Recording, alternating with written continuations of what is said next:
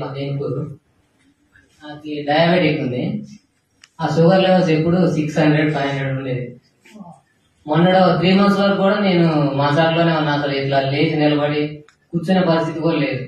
వాష్రూమ్కి వెళ్ళాలన్నా ఇట్లా తీసుకొని వెళ్ళాలి, తీసుకొని రావాలి. అట్లాంటి 2 months బ్యాక్ నేను హై కాఫీ ఇచ్చారు నాకు మా బాబాయ్ వెంకటేశ్వర్లు గారు, అలాగే వారితో పాటు నాగేశ్వరరావు సార్ ఇచ్చారు. వాళ్ళు వచ్చి చెప్పి ఇచ్చారు. నేను ఫస్ట్ లో వద్దన్నా మా అమ్మని అసలుకి. ఇట్లాంటి నేను చాలా వాడి చూసినా, వాడి మసాలా పడ్డా, ఇది కూడా ఆకాడికి వచ్చింది, ఇదేం వద్దులే మనకి అన్నా. నేను భజనలాగా ఇచ్చారు, వద్దు అన్నా గానీ తాగిన తర్వాత నాకు అర్థమైంది. 2 days తర్వాత నుంచి లేచిపోయినా.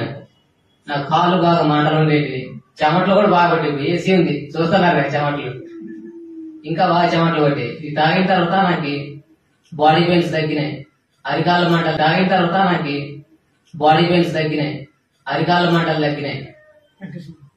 బాగా తిరగలుగుతాను. షుగర్ లెవెల్స్ కూడా ఇప్పుడు నేను తినక ముందు నాకు 300 వరకు ఉండేది.